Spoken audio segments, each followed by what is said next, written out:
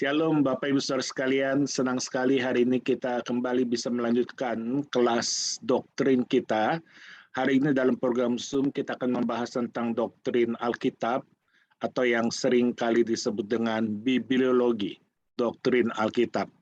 Dan saya akan men-sharingkan dalam PowerPoint saya tentang doktrin Alkitab yang hari ini kita akan membahas tema dari doktrin Alkitab ini adalah Alkitab adalah buku, Alkitab adalah dan keunikannya dengan kitab suci agama lain. Alkitab dan keunikannya dibandingkan dengan kitab suci agama lain. Mari sebelumnya kita tunduk kepala, kita masuk dalam doa.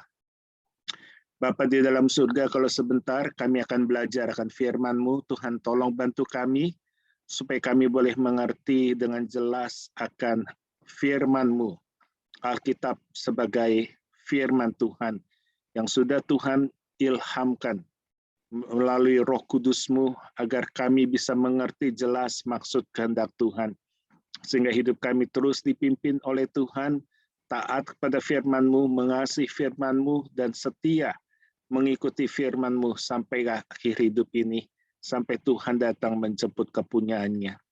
Berkati untuk pelajaran kelas doktrin Alkitab 4 session ini, semua hanya untuk kemuliaan nama Tuhan, supaya kami diteguhkan dan kami semakin berbuah lebat. Demi nama Tuhan Yesus kami sudah berdoa. Amin. Hari ini topik pembahasan kita adalah Alkitab dan keunikannya dengan kitab suci agama lain. Alkitab yang kita miliki ini adalah kitab yang unik dibandingkan dengan kitab-kitab suci agama lain. Tentu kita berkata, apa sih keunikannya? Bukankah Alkitab ini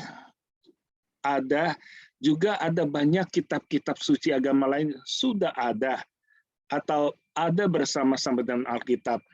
Misalnya agama Hindu ada kitab Weda, agama Buddha ada kitab Tripitaka, kemudian agama Islam ada kitab Al-Quran. Lalu apa keistimewaannya? Apa kehebatannya? Kelebihannya Alkitab ini dibandingkan dengan kitab-kitab suci agama lain? Oke, yang pertama adalah Alkitab adalah buku yang diilhamkan oleh Allah sendiri untuk ditulis. Jadi Alkitab itu bukan hasil perenungan manusia, bukan hasil kebijaksanaan, marifat manusia, kepintaran manusia, bukan. Tapi sungguh adalah pikiran Allah, kehendak Allah yang Allah nyatakan untuk ditulis oleh orang-orang pilihannya. Apakah semua kitab-kitab suci agama lain seperti itu? Tidak. Saya hanya temukan 3 kitab yang mengaku diilhamkan oleh Allah, yaitu kitab suci agama Hindu, Weda, kitab suci agama Islam, Quran, dan kitab suci orang Kristen, Katolik, dan Yahudi atau Yudaisme, yaitu Alkitab, atau orang Yahudi menyebutnya Talmud, ya, Targum untuk kitab suci agama Yahudi. Yang tentu agama Yahudi dengan perjanjian lama kita 100% sama. Dan kita mengklaim Alkitab adalah buku yang diilhamkan oleh Allah sendiri untuk ditulis. Di mana pikiran Allah menyatakan kehendaknya, kemudian disampaikan melalui para nabi-nabinya, melalui para pemimpin-pemimpin bangsa, kemudian pesan itu disampaikan kepada umatnya, dan pesan yang diterima itu kemudian diajarkan kepada anak cucunya, dan terus dilanjutkan kepada generasi-generasi seterusnya. Kemudian pikiran Allah juga disampaikan melalui penulisan, di mana ada orang-orang yang Tuhan suruh secara khusus, Tuhan panggil secara khusus untuk menulis, dan di dalamnya ada unsur pemikiran dari sang penulis itu sendiri. Jadi dasarnya semua berasal dari Allah, diilhamkan oleh Allah sendiri untuk ditulis. Ada orang-orang pilihan yang Tuhan berikan mandat khusus untuk menulis. Misalkan di dalam Keluaran 24 ayat yang keempat, lalu Musa menuliskan segala firman itu. Keesokan harinya, pagi-pagi didirikannya mezbah di kaki gunung itu dengan 12 tugu sesuai dengan ke-12 suku Israel. Musa menuliskan segala firman Tuhan itu. Ulangan 10 ayat 4, dan pada loh itu Musa menuliskan sama dengan tulisan yang mula-mula. Ke-10 firman yang telah diucapkan Tuhan kepadamu di atas gunung dari tengah-tengah api pada hari kamu berkumpul. Sesudah itu Tuhan memberikannya kepadaku. Demikian juga kita lihat ada Nabi Tuhan Yeremia. Dia mengatakan, beginilah firman Tuhan Allah Israel, tuliskanlah segala perkataan yang telah kufirmankan kepadamu itu dalam suatu kitab. Yeremia disuruh tulis oleh Tuhan dalam satu kitab.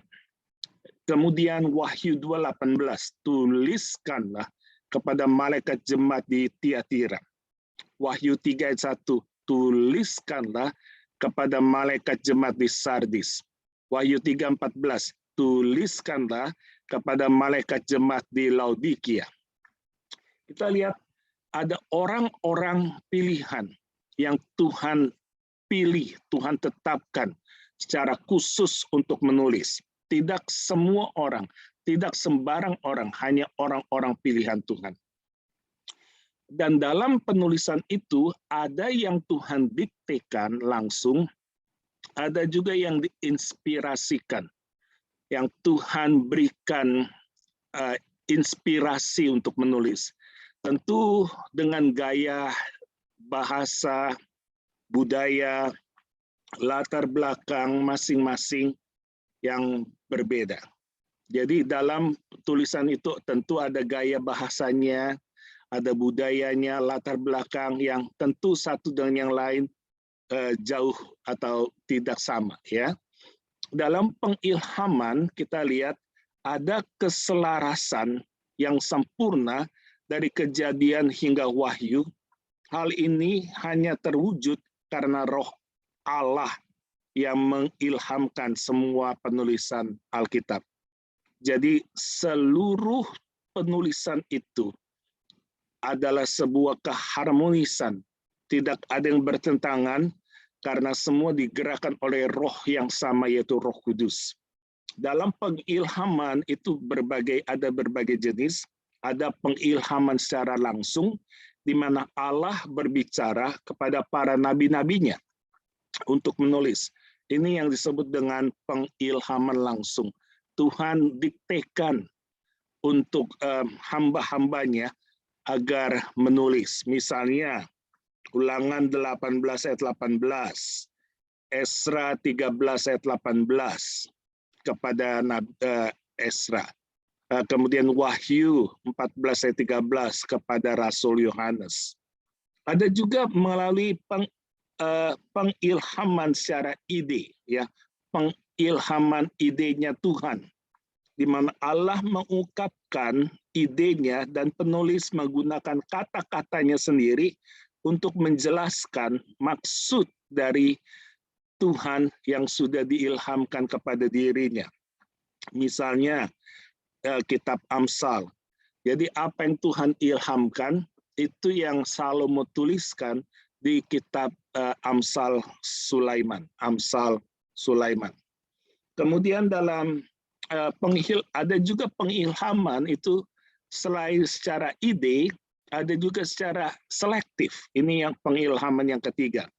Ada yang langsung, ada yang secara ide, ada juga yang secara selektif, yaitu penulis menyelidiki, Jadi ada hamba-hamba Tuhan khusus yang menyelidiki akan surat-surat atau tulisan-tulisan sebelumnya, dan Roh Kudus menuntun mereka ke sumber yang benar dalam menyelidiki segala hal-hal yang sudah Tuhan kerjakan.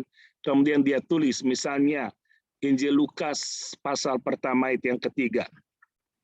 Jadi setelah diadakan penelitian, Lukas menulis di dalam kitab Injil Lukas dan Kisah Para Rasul. Inilah sebabnya mengapa Alkitab sangat bervariasi, karena setiap penulis menjelaskan kebenaran Tuhan dengan caranya masing-masing. Ada 3 cara yang berbeda, ada yang pengilhaman secara langsung, ada pengilhaman secara ide, ada pengilhaman selektif. Tujuannya adalah agar segala perbuatan Allah terus diingat. Perbuatan Allah itu terus ditaati demi untuk kebaikan dan kesejahteraan hidup. Di dalam 2 Timotius 3:16 berkata, segala tulisan yang diilhamkan Allah memang bermanfaat untuk mengajar, untuk menyatakan kesalahan, untuk memperbaiki kelakuan, dan untuk mendidik orang dalam kebenaran. Yang kedua, keunikan Alkitab, selain Alkitab itu diilhamkan Allah secara langsung ataupun secara tidak langsung, Alkitab itu ditulis oleh sekitar 40 orang penulis. Anda bayangkan, adakah kitab-kitab lain yang bisa mengalahkan ini? Hanya Alkitab yang bisa ditulis lebih dari 1 orang, bahkan sekitar 40 orang yang menuliskan kitab ini. Dan kalau kita bandingkan dengan kitab Al-Quran, itu hanya 1 penulis. Kitab Tripitaka itu kumpulan khotbah-khotbah dari Siddhartha Gautama. 1 sumbernya, 1 orang yang memberikan ilham kemudian ditulis.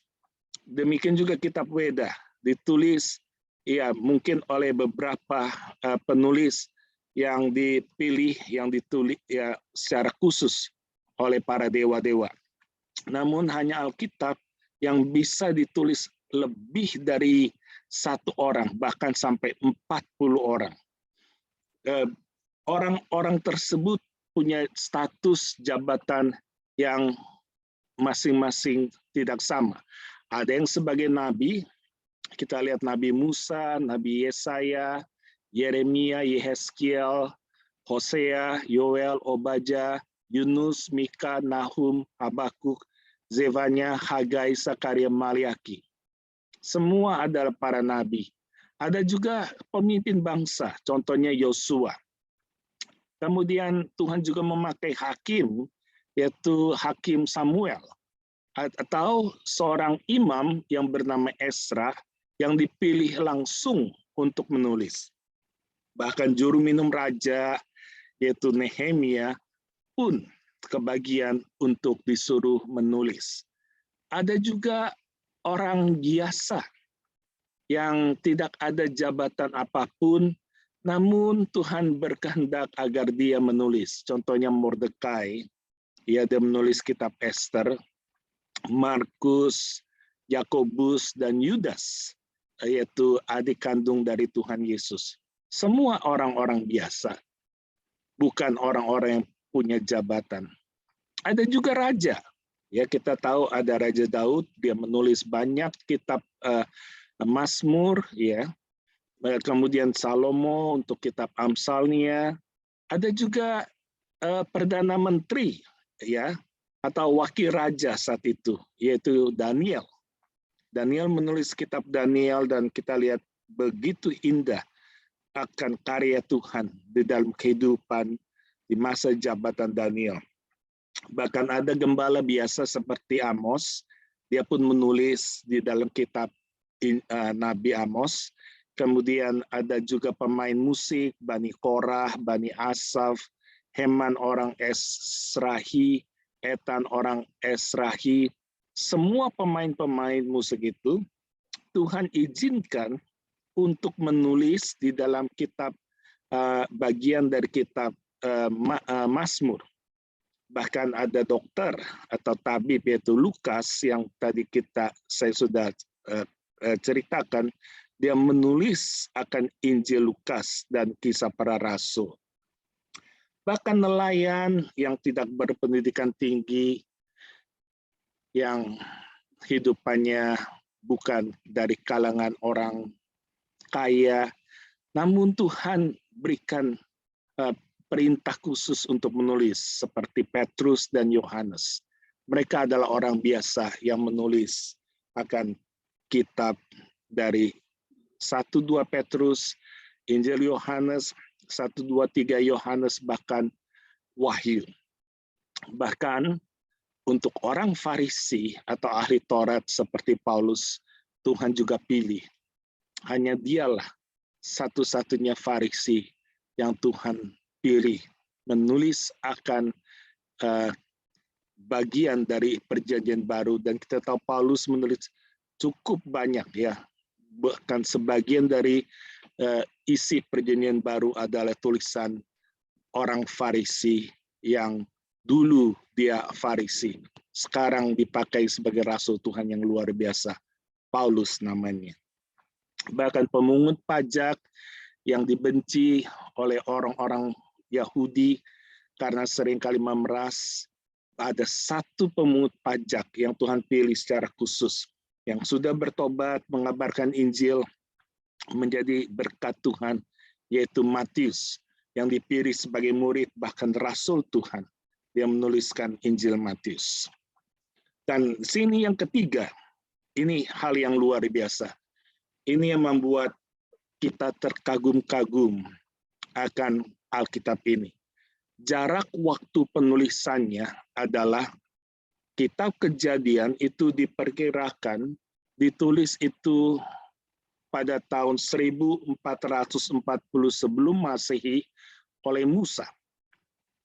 Hal yang mendukung Musa sebagai penulis adalah disebutkan oleh Tuhan Yesus sendiri dalam Yohanes 17 ayat 9, bukankah Musa yang telah memberikan hukum Taurat kepadamu? Jadi bayangkan 1440 sebelum Masehi. Oke, adakah kitab suci agama lain yang bisa ditulis atau ditemukan hasil penulisan salinannya lebih tua dari kitab Alkitab ini? 1440 sebelum Masehi. Kitab Weda itu ditemukan sekitar abad kedua sebelum Masehi. Kitab Tripitaka orang agama Buddha itu abad pertama sebelum Masehi.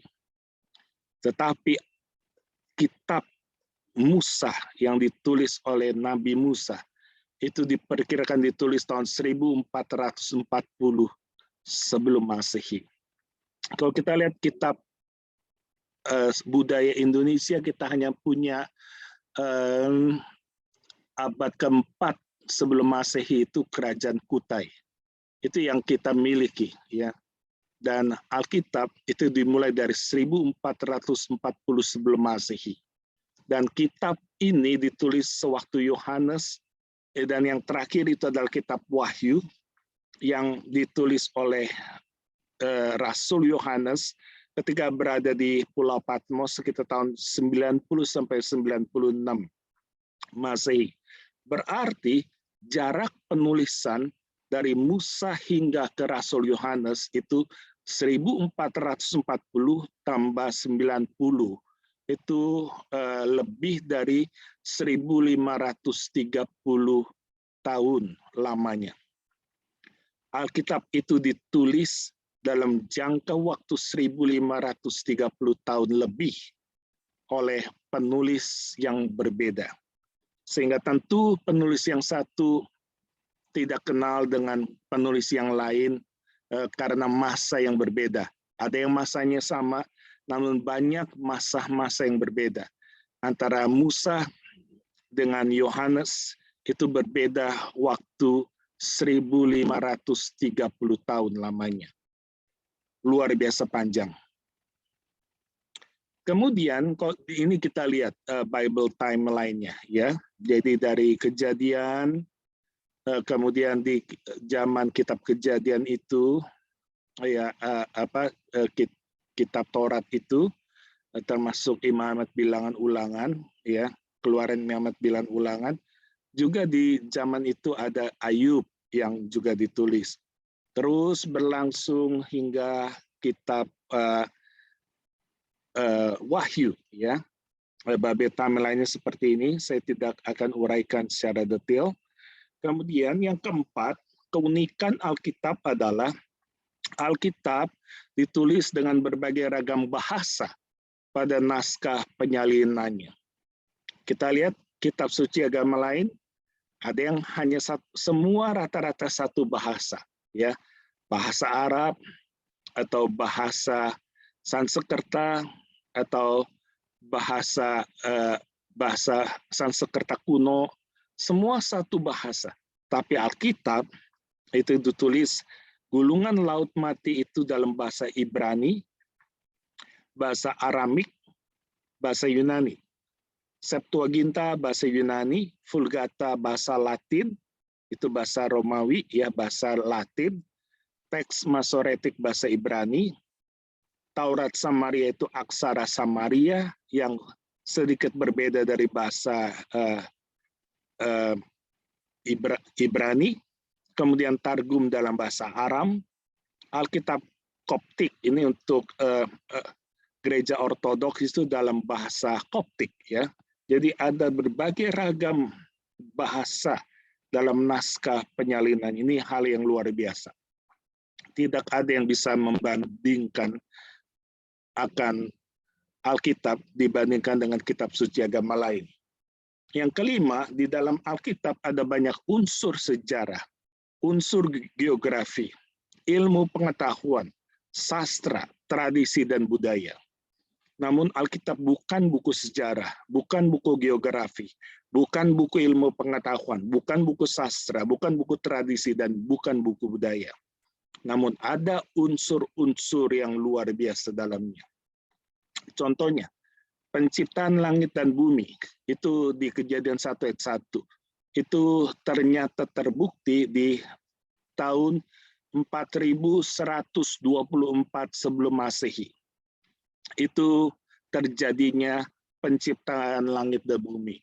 Jadi kalau sekarang 2012 berarti itu sekitar 2022, berarti itu terjadi sekitar 6.000 tahun lebih, 6.000 tahun yang lalu. 6.000 tahun yang lalu, ya.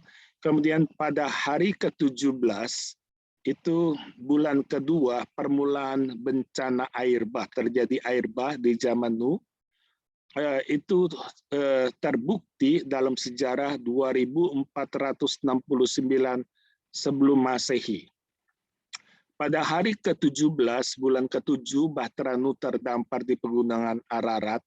Itu pun tertulis, ditemukan dalam sejarah pada tahun 2469 sebelum Masehi.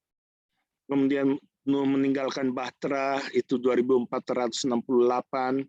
Bangsa Israel keluar dari Mesir, itu 1612. Dan pembangunan Bait Allah di Yerusalem itu pada tahun 1019 sebelum Masehi. Jadi kita lihat bukti-bukti sejarah sangat tepat dengan apa yang tertulis dalam Alkitab. Sehingga Alkitab tidak bertentangan dengan sejarah, dengan geografi, ilmu pengetahuan, sastra, tradisi, dan budaya. Contoh yang lain, akan kebenaran Alkitab dipandang dari disiplin ilmu yang tadi saya sebutkan. Ayub 26 ayat 7 berkata, Allah membentangkan utara di atas kekosongan dan menggantungkan bumi pada kehampaan. Jadi bumi itu tergantung pada kehampaan. Sedangkan orang Yunani percaya bahwa bumi itu dipanggul di atas pundak dewa Atlas, maka disebut Atlas bumi, ya. Padahal Alkitab sudah menjelaskan bahwa Allah menggantungkan bumi pada kehampaan, tidak dipanggul seperti mitos Yunani kuno. Yesaya 40:22, Dia yang bertakhta di atas bulatan bumi. Ya, bulatan bumi. Berarti bumi itu bulat. Ya, bumi itu bukan tanah datar. Ya, sampai sekarang masih ada sebagian manusia percaya bumi itu datar. Ya, Alkitab mengatakan bumi itu bulat, yang penduduknya seperti belalang, dia membentangkan langit seperti kain dan memasang seperti kemah kediaman. Mazmur 19 ayat ke-6, dari ujung langit ia terbit dan ia beredar sampai ke ujung yang lain, tidak ada yang terlindung dari panas sinarnya. Ini tentang siklus peredaran matahari dan bumi.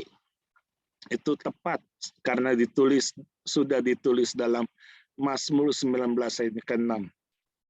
Ayub 26 ayat 8, ia membungkus air di dalam awannya, namun awan itu tidak robek. Ya, jadi air itu ditampung ada di dalam awan. Dan itu sudah terbukti, ya. Jadi kenapa hujan? Karena ada air di dalam awan.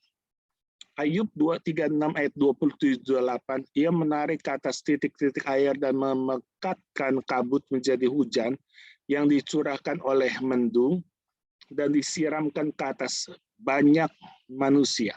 Jadi ini teori hujan, ya, sudah dijelaskan di Alkitab. Alkitab juga banyak menuliskan tentang nubuat. Ada berapa nubuat di Alkitab? Ada kurang lebih 1000 nubuat yang dijanjikan, yang sebagian sudah 500 kurang lebih terjadi dan terbukti kebenarannya, dan sebagian lagi akan segera terjadi, yaitu menjelang dan pada hari kedatangan Tuhan Yesus yang kedua kali serta masa akhir zaman. Maka seluruhnya akan tergenapi. Kemudian kita akan bertanya, apakah semua nubuatan-nubuatan di Alkitab itu digenapi? Iya, semuanya digenapi, kecuali ada nubuatan-nubuatan yang bersyarat. Contoh, tentang Tuhan menubuatkan akan menghancurkan kota Niniwe melalui perantara Nabi Yunus. Dan Yunus mengatakan 40 hari Niniwe akan ditunggang balikan Tuhan. Tuhan akan hancur porak-porandakan Niniwe. Namun, nubuatan itu tidak digenapi. Karena apa? Karena penduduk Niniwe itu bertobat. Mereka berpuasa, mereka menyesali dosanya, bahkan bukan hanya manusianya, ternak-ternaknya pun diajak, disuruh untuk berpuasa. Sehingga itu menyurutkan murka Allah, dan Tuhan berbelas kasihan kepada Niniwe, sehingga Niniwe tidak dibinasakan Tuhan.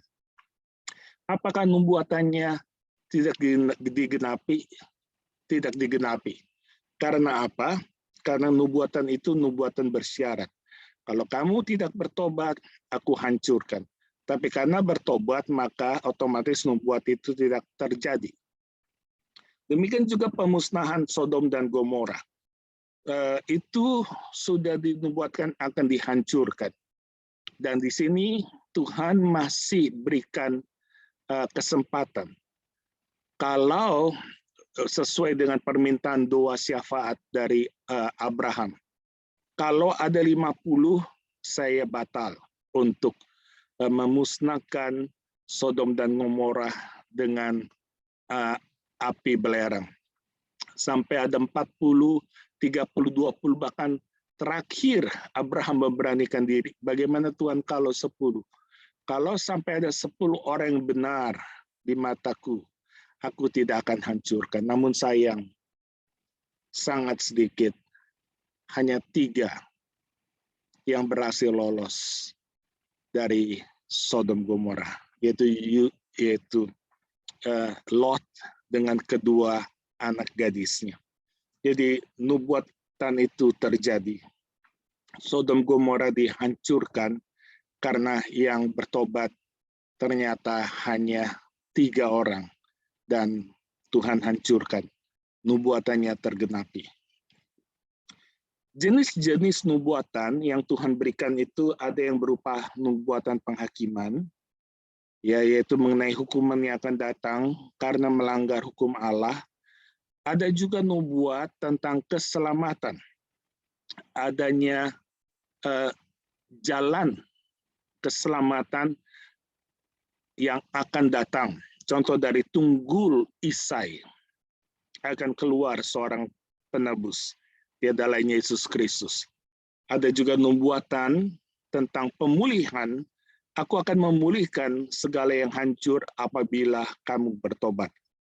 Jadi nubuatan ada 3 jenis. Nubuatan penghakiman, keselamatan, dan pemulihan. Sekarang kita lihat ada orang-orang yang mengejek, mentertawakan karena ada nubuatan-nubuatan yang ternyata tidak tergenapi. Contoh, ramalan Paulus tentang kedatangan Yesus.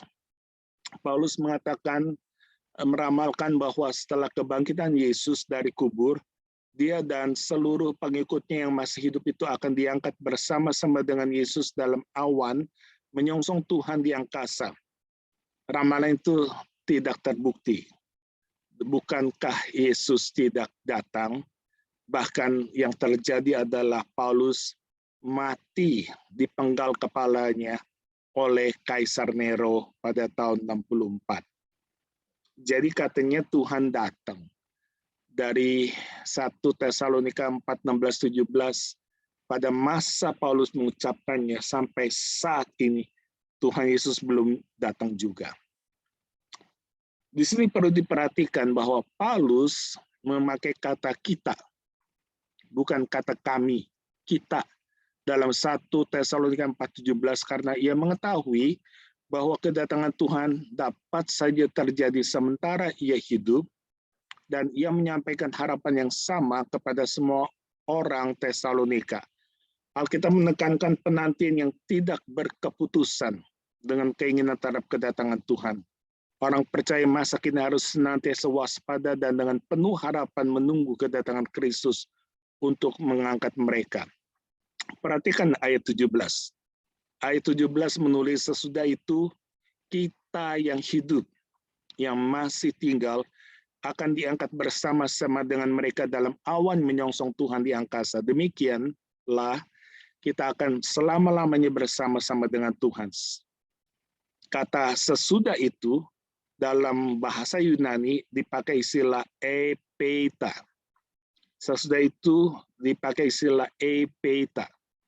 Tidak bermakna bahwa hal itu terjadi sekonyong-konyong atau dalam waktu yang singkat. Tidak seperti itu. Karena kalau kita lihat dalam Galatia 1:21, kemudian atau epeita, aku pergi ke daerah-daerah Syria dan Kilikia. Jadi tidak sekonyong-konyong, ya. Atau Yakobus 4:14. Sedangkan kamu tidak tahu apa yang akan terjadi besok, apa arti hidupmu. Hidupmu itu sama seperti uap yang sebentar saja kelihatan lalu lenyap. Apakah hidup manusia betul-betul seperti uap yang hanya berapa detik saja? Maksudnya uap itu adalah sangat singkat, ya. Jadi kata epeita itu dipakai di sini. Jadi bukan dalam hitungan detik, tapi dalam hitungan arti umum, yaitu waktunya itu sangat singkat. Jadi ini terjadi kesalahpahaman akan kata epeita. Kemudian hal yang lain, dalam kedatangan Tuhan Yesus kembali. Tuhan Yesus menubuatkan bahwa dia dan kerajaan Allah akan datang sebelum para muridnya selesai mengunjungi kota-kota Israel. Ramalan itu meleset jauh, sebab sampai saat ini Yesus belum juga turun datang kembali ke dunia. Padahal para murid Yesus sudah mati sesudah semua pada tahun 2000 tahun yang lalu. Ayat-ayat ini memang agak sulit penafsirannya. Switzer mendasarkan ajaran tentang eskatologi yang sedang berlangsung pada ayat ini dengan mengatakan bahwa Yesus mengharapkan pada hari akhir pada waktu itu. Jelas Matius tidak berpikir demikian. Suatu pemecahan ialah bahwa sebelum mereka selesai melarikan diri ke kota-kota Israel, penghakiman anak manusia sudah datang dengan perantaraan orang Roma dalam perang Yahudi. Jadi penghakiman anak manusia itu maksudnya adalah orang Roma, ya, penjajahan Roma yang datang dalam perang Yahudi, ya. Mereka menawan banyak orang Yahudi dan itu diistilahkan dengan penghakiman anak manusia. Kemudian hak keturunan Abraham di dalam Kejadian 21 ayat 12, di mana Tuhan mengatakan bahwa keturunan Abraham adalah berasal dari Ishak. Nubuat itu meleset jauh lebih besar sebab dalam 1 Tawarik 1:28-30 Ismail juga disebut sebagai anak keturunan Abraham. Jadi kenapa keturunan Abraham itu hanya Ishak? Bukankah ada Ismail juga disebut anak keturunan Abraham? Dan kalau kita lihat penjelasannya, Kejadian 21:12, tapi Allah berfirman kepada Abraham, janganlah sebal hatimu karena hal anak dan budakmu itu dalam segala yang dikatakan Sarah kepadamu, haruslah engkau mendengarkannya, sebab yang akan disebut keturunanmu ialah yang berasal dari Ishak. Di keturunan Abraham itu jelas sekali Kejadian 21:12, yang disebut keturunan Abraham ialah yang berasal dari Ishak, bukan Ismail. Roma 9:7-8. Dan juga tidak semua yang terhitung keturunan Abraham adalah anak Abraham, tetapi yang berasal dari Ishak yang akan disebut keturunan Abraham. Artinya bukan anak-anak menurut daging adalah anak-anak Allah, tetapi anak-anak perjanjian yang disebut keturunan yang benar. Jadi kembali di sini perlu memahami lebih jelas, lebih khusus apa makna dari maksud Kejadian 21:12 dibandingkan dengan 1 Tawarik 1:28-30. Contoh-contoh nubuat yang telah tergenapi. Yesaya 7:14. Sebab itu Tuhan sendirilah yang akan memberikan kepadamu suatu pertanda. Sesungguhnya seorang perempuan muda mengandung dan melahirkan seorang laki-laki, dan ia menamakan dia Immanuel. Dan ini ada cerita Natal tentang Maria yang melahirkan bayi Yesus Kristus. Dan ini bisa kita bandingkan kebenarannya, kegenapannya dari Matius 1:23. Ya, tentang kelahiran Tuhan Yesus. Yesaya 9:6 dikatakan, sebab seorang anak telah lahir untuk kita, seorang putra telah diberikan untuk kita, lambang pemerintahan ada di atas bahunya, dan namanya disebutkan orang penasehat ajaib, Allah yang perkasa, Bapa yang kekal, Raja damai. Itulah gelar, sebutan untuk Yesus Kristus, anak Allah yang tergenapi sesuai dengan nubuatan Yesaya 9:6. Yesaya 42:1-4. Lihat, itu hambaku yang kupegang, orang pilihanku yang kepadanya aku berkenan. Aku telah menaruh rohku ke atasnya, supaya menyatakan hukum kepada bangsa-bangsa. Ia tidak akan berteriak atau menyanyikan suara atau memperdengarkan suaranya di jalan. Bulu yang patah terkulai tidak akan diputuskannya, dan sumbu yang pudar nyalanya tidak akan dipadamkannya. Tetapi dengan setia ia akan menyatakan hukum, ia sendiri tidak akan menjadi pudar, dan tidak akan patah terkulai sampai ia menegakkan hukum di bumi. Segala pula mengharapkan pengajarannya. Ini jelas ramalan, nubuatan yang diperuntukkan dan sudah digenapi di dalam Yesus Kristus. Yesaya 61:1. Roh Tuhan Allah ada padaku, oleh karena Tuhan telah mengurapi aku. Ia telah mengutus aku untuk menyampaikan kabar baik kepada orang-orang sengsara dan merawat orang-orang yang remuk hati, untuk memberitakan pembebasan kepada orang-orang tawanan dan kepada orang-orang terkurung dan kelepasan dari penjara. Dan nubuatan ini digenapi dalam Lukas 4 ayat 17 sampai 21.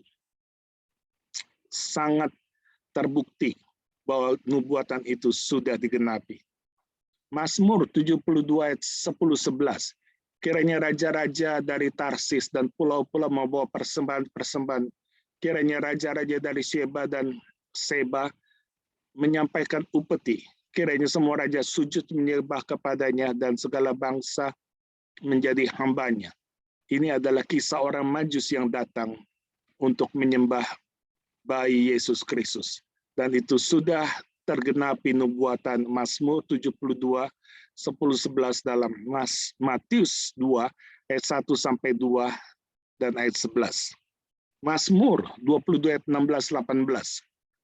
Sebab anjing-anjing mengerumuni aku, gerombolan penjahat mengepung aku, mereka menusuk tangan dan kakiku. Segala tulangku dapat kuhitung. Mereka menonton, mereka memandangi aku. Mereka membagi-bagi pakaianku di antara mereka, dan mereka membuang undi atas jubahku. Nubuatan itu tergenapi sewaktu Tuhan Yesus mati di kayu salib, disalibkan di atas bukit Golgota. Kita bisa lihat nubuatan itu tertulis dan digenapi dalam Matius 27 ayat 35, Markus 15 ayat 24, Yohanes 19:24. Ya, kita lihat banyak nubuatan yang sudah digenapi. Untuk tujuannya apa sih nubuatan-nubuatan itu? Tujuan dari nubuatan itu adalah untuk membuktikan Allah itu kasih dan adil, dan Yesus Kristus itu Tuhan. Itu tujuannya. Allah itu kasih adil, Yesus itu Tuhan. Tujuan berikut adalah Alkitab itu sungguh akurat kebenarannya dan keasliannya.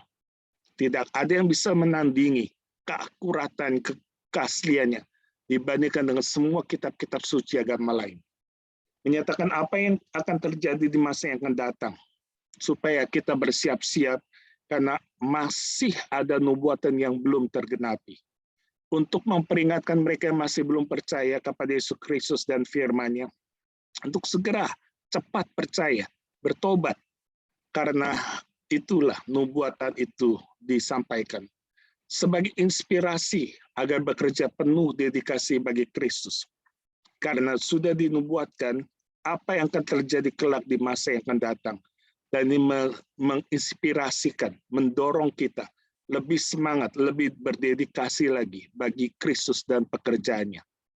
Untuk mengetahui segala peristiwa yang terjadi setiap zaman, supaya kita tahu, oh, Allah berkait di zaman ini seperti ini, Allah berkait di zaman yang B seperti ini, di zaman yang C seperti itu, supaya kita mengetahui segala peristiwa yang terjadi di setiap zaman untuk memperkuat iman kita, sehingga kita melihat dan yakin, semakin yakin, sungguh Allah itu kasih, Allah itu peduli, Allah itu adil. Allah itu tidak pernah menutup matanya melihat ketidakadilan, untuk mencegah segala tipu muslihat musuh, supaya jangan kita terkecoh ditipu oleh isu-isu yang bukan dari Tuhan, sehingga membuat kita jauh dari Tuhan.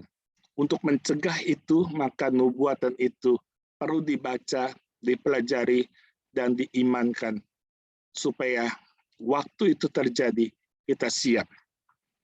Yang ketujuh, Alkitab adalah unik karena Alkitab adalah satu-satunya buku yang paling banyak diterjemahkan ke dalam berbagai suku dan selalu menjadi buku bestseller sepanjang zaman. Kita lihat ada banyak buku, jutaan, atau mungkin ratusan juta buku yang sudah ditulis.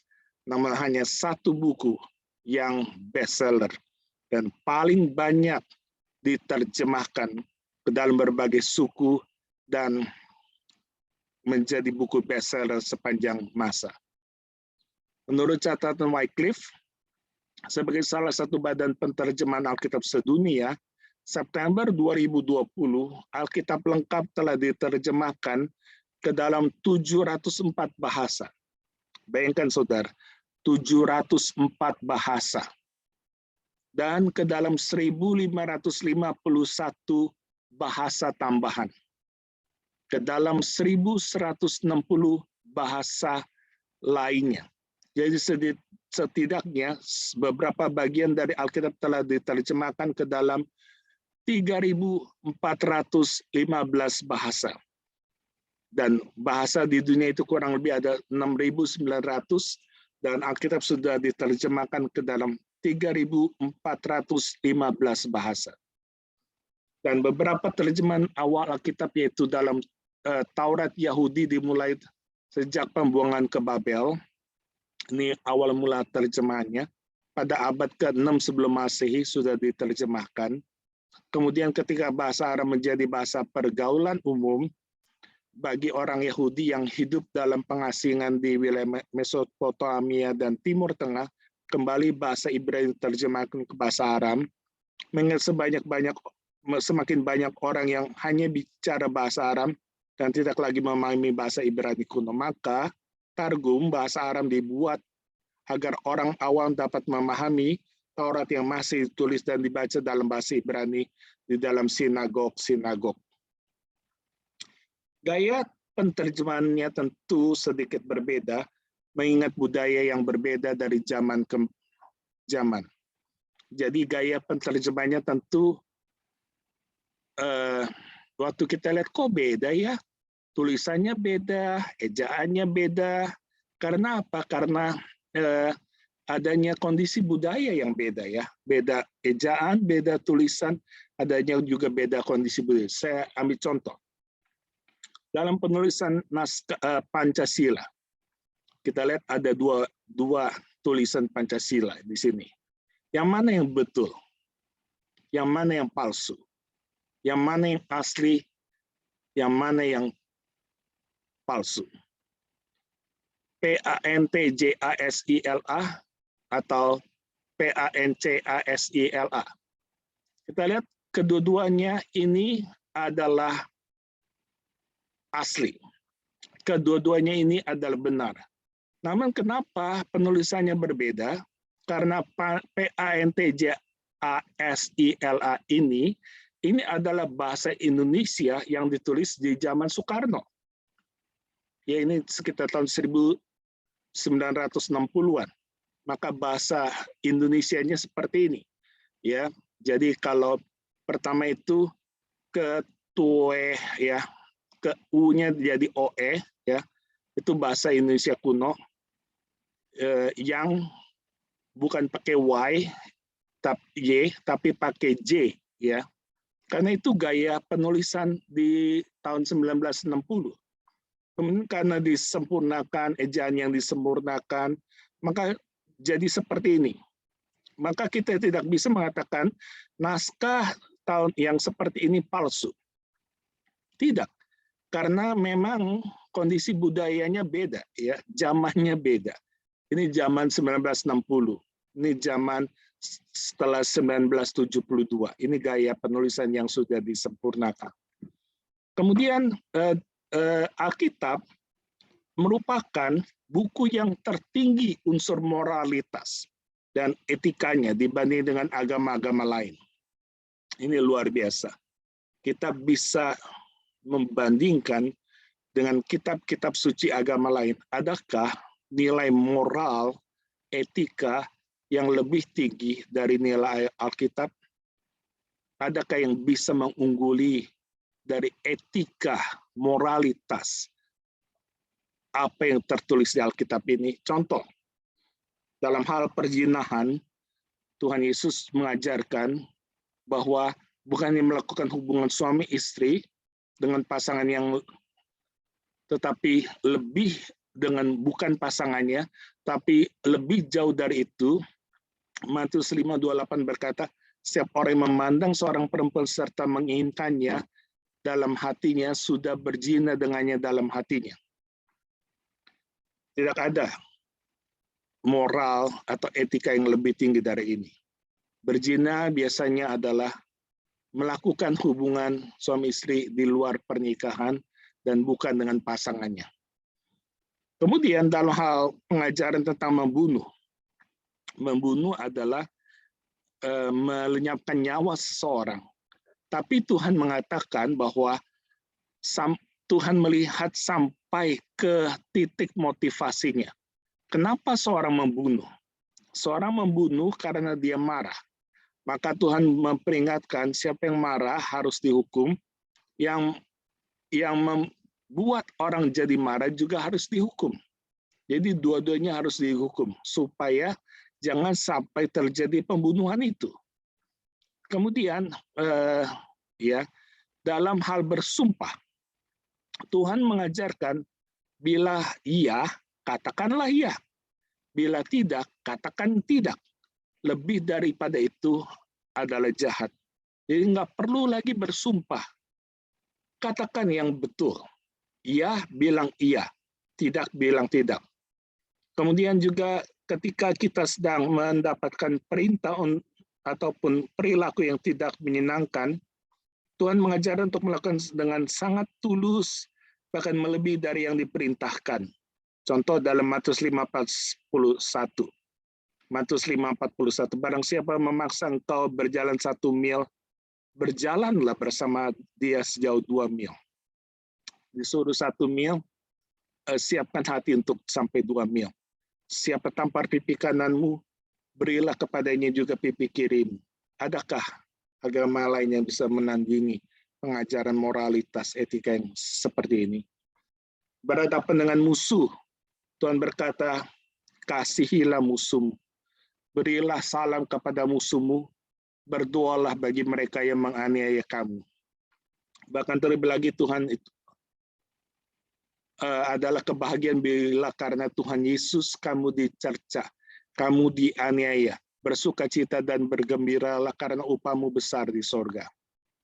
Tuhan Yesus juga mengajarkan untuk tidak mudah menghakimi untuk kelemahan, kesalahan, atau kejahatan orang lain.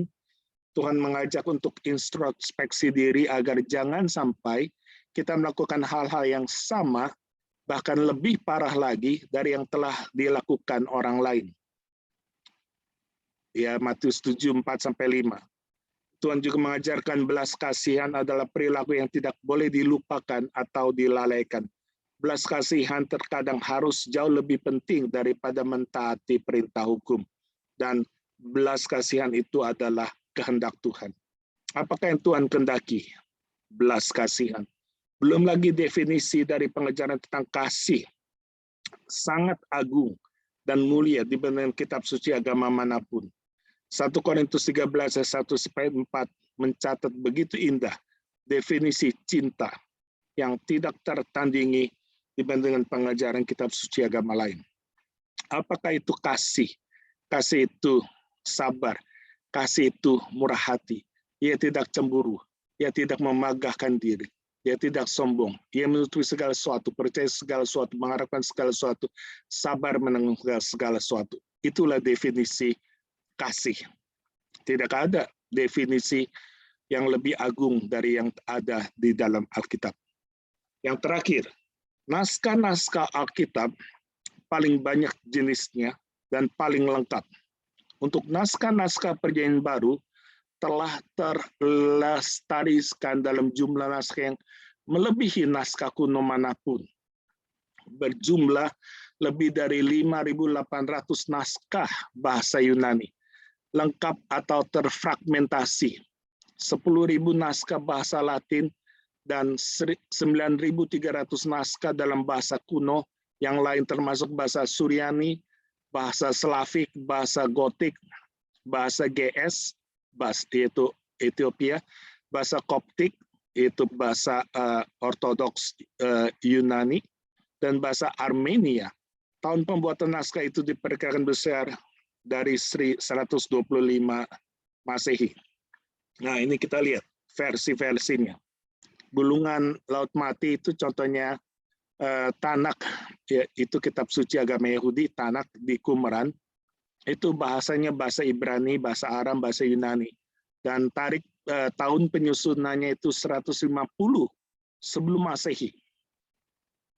150 sebelum Masehi ini bahasa tulisan yang ditemukan ya. Sampai 70 Masehi. Masih ingat Weda 2 abad kedua tahun sebelum Masehi ya. Tahun kedua sebelum Masehi. Sedangkan gulungan Laut Mati 150 sebelum Masehi. Kemudian salinan tertua itu 150 sebelum Masehi sampai 70 Masehi. Septuaginta itu ada Kodeks Vatikanus, Kodeks Sinaiticus, dan naskah papirus tua lainnya. Itu bahasa yang dipakai bahasa Yunani. Itu pada tahun 300 sampai 100 sebelum Masehi. Abadnya abad kedua sebelum Masehi ataupun abad keempat ya. Ada juga Pesita bahasa Suryani abad kelima, Vulgata Kodeks Amiatinus bahasa Latin awal abad kelima. Kemudian ada juga teks Masoretik ditemukan di Aleppo Codex, Leningrad Codex, dan manuskrip lain yang tidak lengkap bahasa Ibrani. Dan ada Taurat Samaria dengan bahasa aksara Samaria, Targum dengan bahasa Aramnya, Alkitab bahasa Koptik dengan bahasa Koptik, oke? Dan yang terakhir sebagai penutup, setelah kita belajar akan keunikan Alkitab ini, bagaimana reaksi kita terhadap Alkitab ini? Ketika kita lihat Alkitab ini ditulis kurang lebih 1530 tahun lebih usianya. Waktu kita membacanya dari Kejadian sampai Wahyu, apa yang ada dalam pikiran kita? Apa yang kita rasakan dalam kitab ini? Apakah kita lebih mengasihinya? Apakah kita mau lebih membaca dan merenungkannya? Apakah kita mau lebih melakukannya? Sungguh Alkitab ini adalah firman Allah yang Tuhan berikan buat kita sekalian. Mari kita hargai Alkitab ini, karena sungguh pemberian Allah yang paling agung dalam sejarah hidup manusia.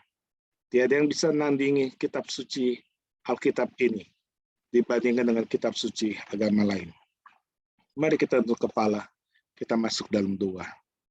Tuhan, kami sudah belajar akan keunikan dari Alkitab ini. Ajarkan kami Tuhan untuk terus berpegang teguh bahwa Alkitab itu benar.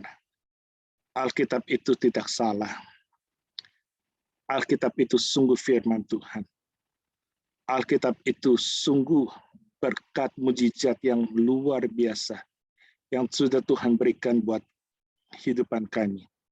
Dan kami percaya segala tulisan yang diilhamkan Allah itu sangat bermanfaat untuk mengajar kami, untuk memperbaiki kelakuan kami, untuk menyatakan kesalahan, untuk mendidik kami, membimbing kami, sehingga kami hidup semakin indah, semakin mulia, dan semakin berbuah-buah bagi Tuhan. Berkati setiap anak-anak Tuhan yang sudah mendengar dan mempelajari akan bibliologi sesi 1 ini, supaya kami lebih mengasihi, mencintai firman-Mu dan mentaatinya, dan bahkan men-sharingkan firman-Mu kepada orang-orang sekitar kami. Demi nama Tuhan Yesus kami sudah berdoa. Amin. Oke, Tuhan berkati, dan kita akan ketemu untuk session yang kedua minggu yang akan datang. Tuhan berkati.